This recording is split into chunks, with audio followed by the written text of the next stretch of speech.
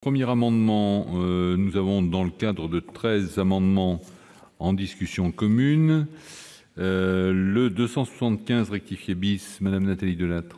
Oui, merci Monsieur le Président, Madame la Ministre, Monsieur le Ministre, mes chers collègues. En décembre 2018, le gouvernement, dans son projet de loi portant mesures d'urgence économique et sociale, incitait les entreprises à verser une prime exceptionnelle, exonérée d'impôt sur le revenu et de cotisations sociales jusqu'à 1 000 € à leurs salariés.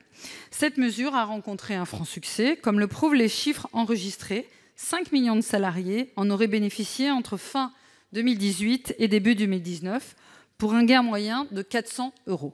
C'est donc naturellement que ce projet de loi reconduit cette mesure, mais cette année, il conditionne la mesure à la conclusion d'un accord d'intéressement.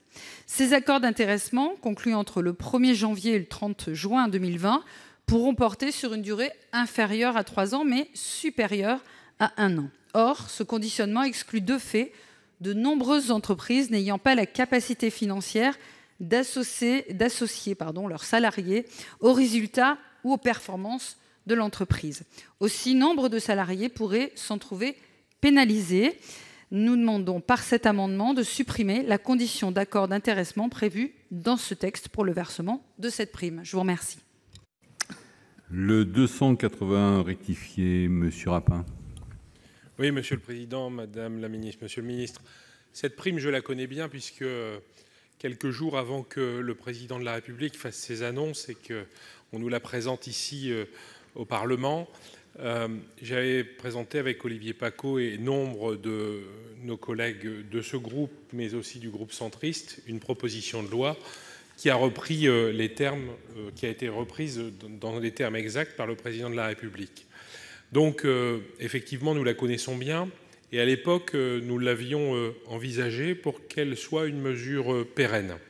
Et je pense que le jugement qui est porté par Madame Gréaume, mais c'est bien normal, elle exprime son avis politique, est un peu dur au regard de ce qu'a expliqué Madame Delattre, c'est-à-dire finalement c'est une prime qui a bénéficié à plus de 5 millions de salariés, ce qui quand même est un coup globalement réussi.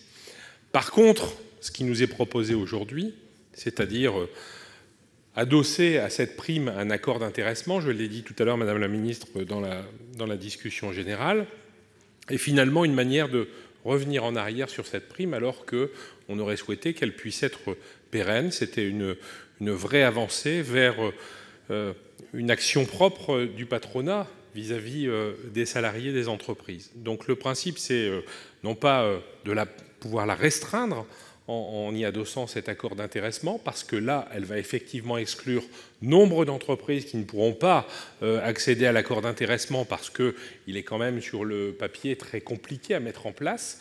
Et donc, ça risque d'exclure un nombre d'entreprises et donc de salariés qui ne la verseront plus au regard de la complexité administrative. Donc moi, je vous demande, chers collègues, de vous intéresser à ce sujet afin qu'on puisse faire rebénéficier au même niveau et peut-être pourquoi pas plus, les salariés de ce pays à l'égard de cette prime qui était effectivement une bonne idée.